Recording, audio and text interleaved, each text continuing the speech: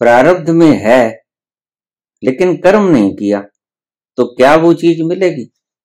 जब संत सिर्फ विटनेसिंग में रहता है, दृष्टा में रहता है, साक्षी में रहता है, तो जो कर्म होते हैं उसमें उसकी पोजीशन क्या होती है? अकर्ता। जैसे ही तुम दृष्टा भाव से अपने आप में ठहरे ठहरे कर्मों को होने दोगे तो आप पाओगे कर्म हो रहे हैं, आप साक्षी बने हुए हो।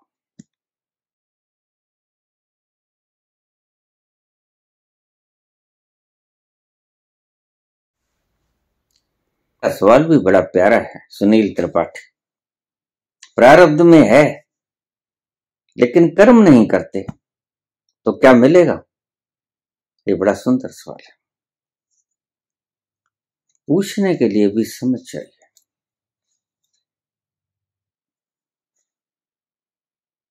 प्रारब्ध में है लेकिन कर्म नहीं किया तो क्या वो चीज मिलेगी? अब देखिए, प्रारब्ध हम पीछे से लेके आए। मैंने कहा जो आज तक अब तक के जो कर्म हैं वो प्रारब्ध बन चुके हैं। जो बीज हमने फेंक दिया तब तक क्षण वो फीड हो गया एट द सेम स्पॉट। इसलिए मैं बहुत बार कहता हूं कि कर्म करके उसका पश्चाताप मत करना, क्योंकि उसकी व्यवस्था इतनी क्विक है और इतनी शानदार है कि इधर आपने कर्म किया उधर फीड हुई। फिर क्षमा मांगने की कोई जरूरत नहीं, क्योंकि आपके कर्मों का फल प्रकृति अलग से देगी। आप क्षमा भी मांग लोगे तो भी प्रकृति जो बीज बो दिया वो उगेगा, वो अलग से उगेगा। फिर आपकी क्षमा का बीज अलग हो गया और आपने जो कर्म किया, जो गाली दी, जो पाप किया, उसका बीज अलग हो गया। क्षमा का बीज अलग गिना जाएगा। अब हम मूलभूत प्रश्न पे आए कि जो प्रारब्ध में है लेकिन कर्म नहीं किया तो क्या वो मिलेगा? अब इसके लिए एक दो बातें बैकग्राउंड से समझनी पड़ेंगी। जो प्रारब्ध में है वह तो मिलेगा ही मिलेगा, लेकिन तुमने आगे शब्द लगा दिया कि कर्म ना करें, क्या फिर भी मिलेगा? बिल्कुल मिलेगा। यही तो मजे की बात है। बहुत से कर्म तुम ये कहते हो कि हमसे हो गए, हमने करने नहीं चाहे थे। कब हो गए, क्यों हो गए, कारण भी नहीं पता, कैसे हो गए पता नहीं, लेकिन हो गए। जब संत कर्म करना छोड़ देता है कर्ता भाव से, यहां समझ लेना बात, जब संत कर्ता भाव से कर्म करना छोड़ देता है, बस कर्म होते हैं और वो अकर्ता बना रहता है। अकर्ता यानी विटनेस। जब संत सिर्फ विटनेसिंग में रहता है, दृष्टा में रहता है, साक्षी में रहता है, तो जो कर्म होते हैं उसमें उसकी पोजीशन क्या होती है? अकर्ता। और जब तुम कर्म करते हो और उसमें तुम मैं भाव रखते हो तो उसमें तुम साक्षी नहीं रहते, तुम कर्मों में लिप्त हो जाते हो, तो उस कर्म को क्या करते हैं? कर्ता भाव से किया हुआ कर्म। साक्षी भाव से हुआ हुआ कर्म तो अकर्ता भाव से कर्म हुआ, और लिप्त भाव से किया गया कर्म वो कर्ता भाव से किया हुआ कर्म हो गया। शायद इसको समझ गए हो गया। संत जब अकर्ता भाव से कर्म को होने देता है और खुद स्थिति प्रज्ञ हो जाता है, दृष्टा भाव में बैठ जाता है, साक्षी हो जाता है, विटनेस हो जाता है, कर्म तो फिर भी होते हैं।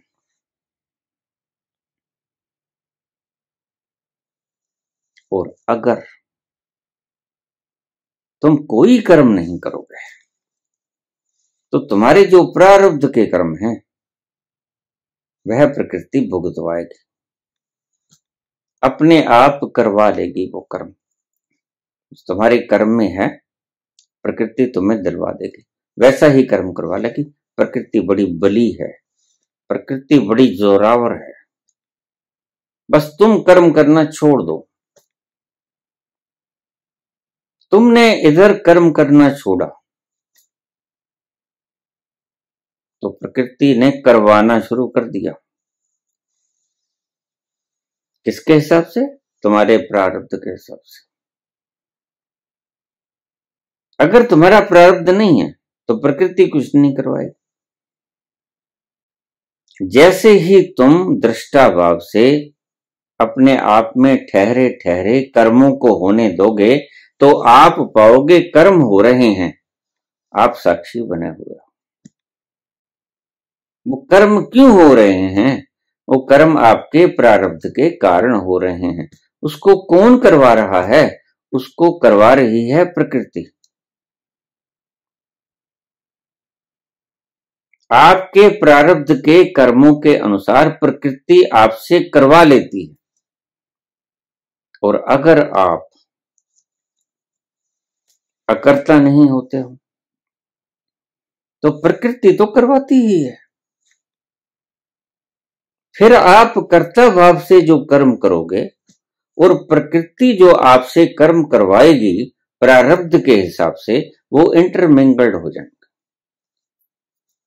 फिर खिचड़ी बन जाएगी। फिर नहीं आपको पता चलेगा कि कौन सा कर्म मैंने अब ताजा किया और कौन सा कर्म मेरे भाग्य के हिसाब से आया।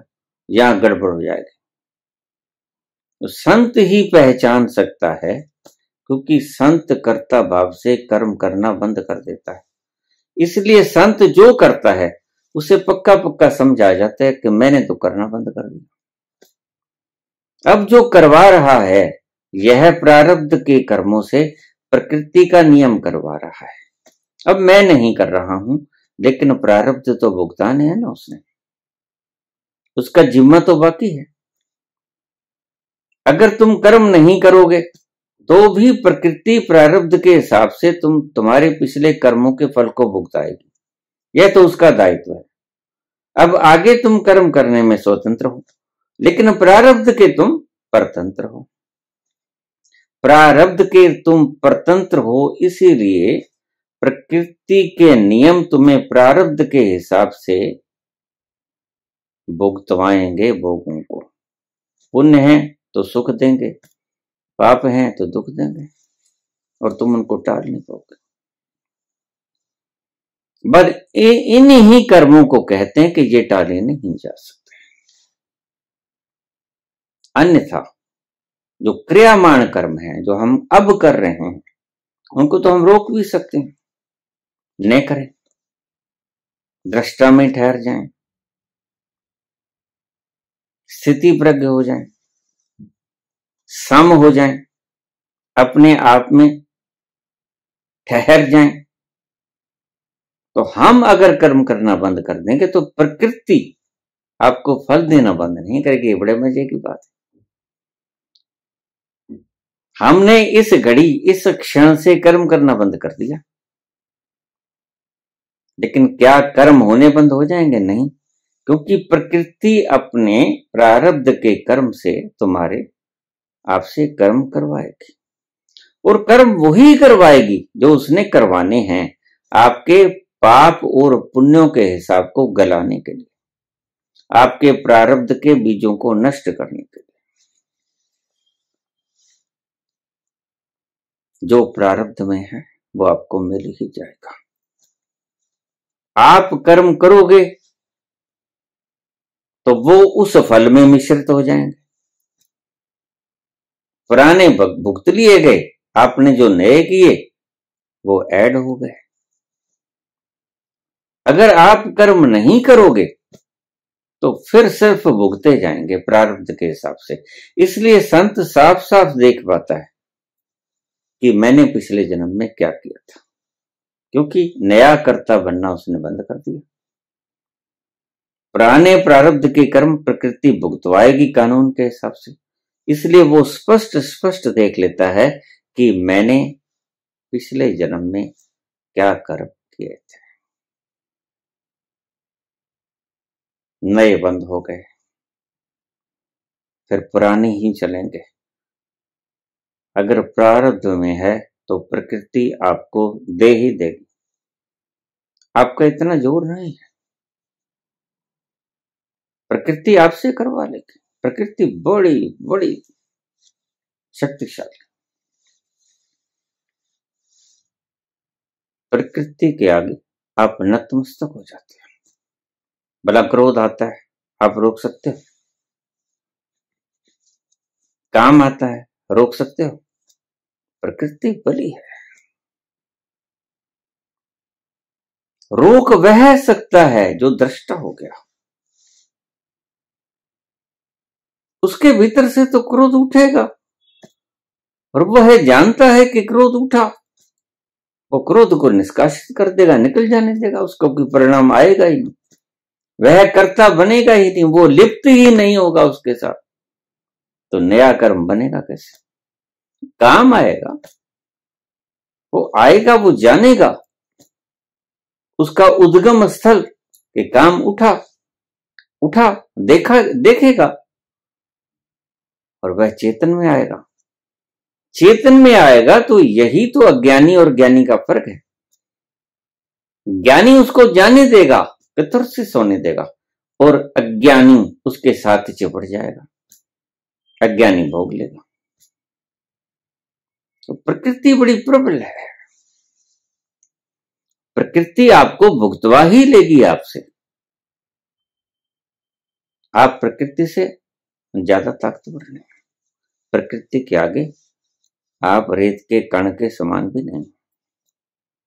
इतना सा वजूद है आपको। सो अगर आपके नहीं है कर्मों में, प्रारब्ध में नहीं है, तो प्रकृति आपको दे ही देगी। वो सुख हो या दुख हो, ये दो ही तो चीजें हैं, सुख और दुख। प्रारब्ध में लिखा है तो आपको प्रकृति किसी जरिए से दे देगी, और प्रारब्ध में नहीं लिखा है तो आप मेहनत करोगे, परिणाम फिर भी प्रकृति के हाथ में। पक्का नहीं पता मिलेगा कि नहीं मिलेगा, कोई पता नहीं। इसलिए कृष्ण भगवान कहते हैं बस तू सिर्फ कर्म कर। अगली बात बताते हैं, मां फलेषु कदाचन, फल को मेरे ऊपर छोड़ दे, क्योंकि तेरी चाहते तो बड़ी अजीब अजीब सी, और तेरा विजन बड़ा अजीब है, तेरा प्रयास बड़ा अजीब है, लेकिन जो तेरी तमन्ना है वो कितनी बड़ी है यह तो परमात्मा देखेगा कि उस हिसाब से तूने प्रयास किया है। तो भगवान कृष्ण कहते हैं कि मां फलेषु कदाचन, फल को मेरे ऊपर छोड़ दे, वो मैं देख लूंगा। तू तो कहेगा कि मैंने बहुत मेहनत की, रातों जागा, ये किया वो किया, लेकिन जानता वो है कि तूने किया या ज्यादा उसने किया जो जीत गया, या ज्यादा तुमने किया जो हार गया। नहीं, तू फल की इच्छा मत कर, तू सिर्फ कर्म कर।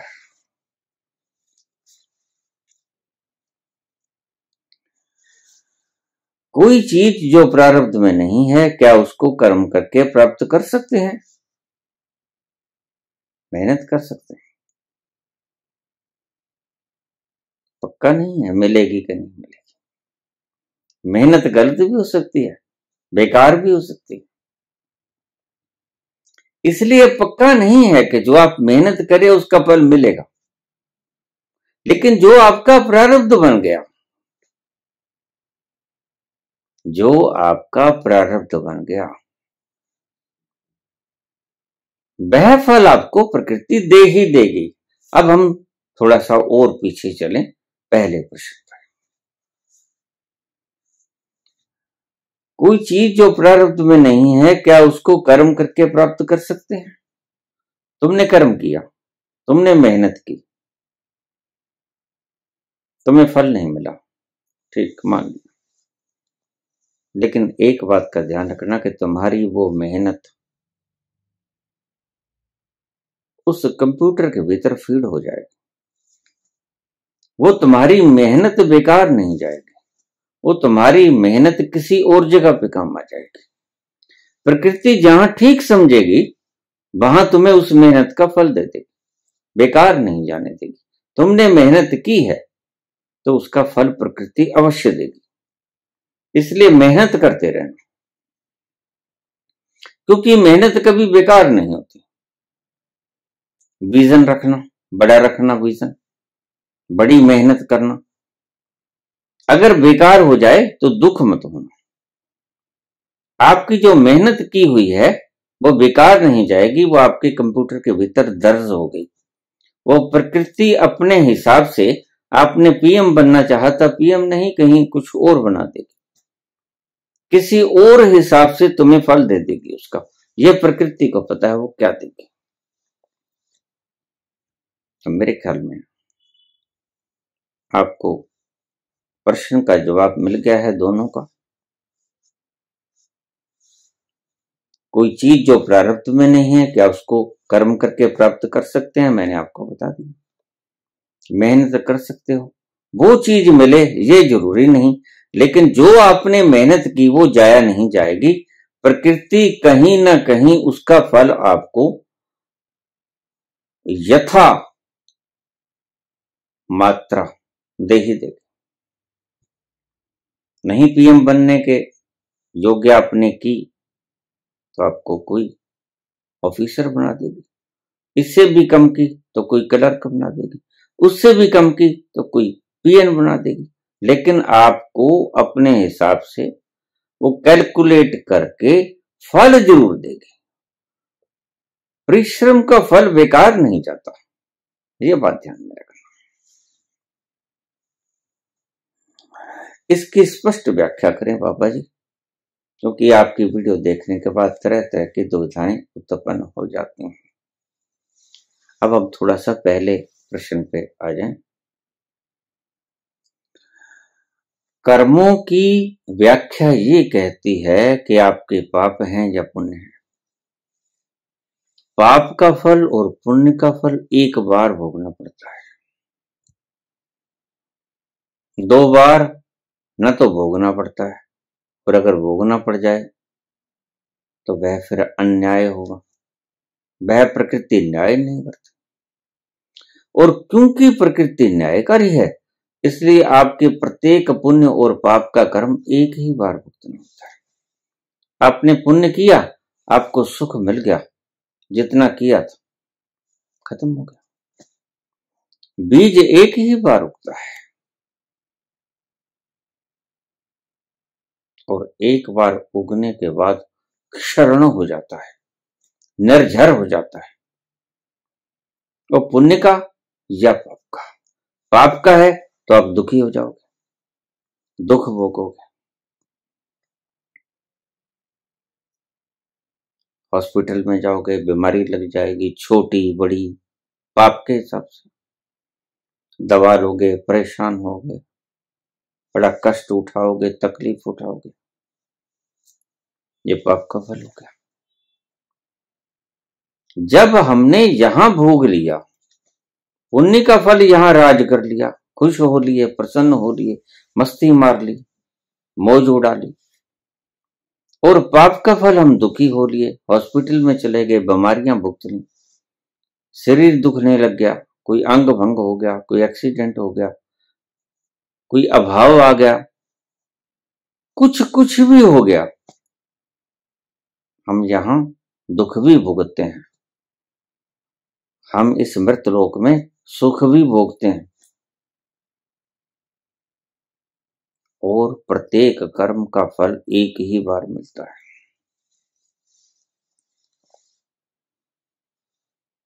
तभी मैं कहता हूं कि ये पुराण लिखने वाले इतने मूर्ख थे कि ये इस व्यवस्था को भी नहीं समझ सके कि एक कर्म का फल एक ही बार मिलता है। तुम नरक और स्वर्ग की कल्पना मत करो, इस झांसे में मत दो, कोई आके तुम्हारे इन झांसों को तोड़ देगा, क्योंकि ये ठीक नहीं है, ये गलत है आपकी व्याख्या कि नरक में भी भुगतो और यहां हॉस्पिटल में भी भुगतो, स्वर्ग में भी सुख पाओ और यहां राजगद्दियों पे बैठ के भी सुख पाओ। तो ये सब किसी न किसी प्रयोजन के हितार्थ ये शब्द लिखे गए थे। पुराणों में ये शब्द गलत लिखे गए हैं, किसी अन्य प्रयोजन के हिसाब से लिखे गए थे।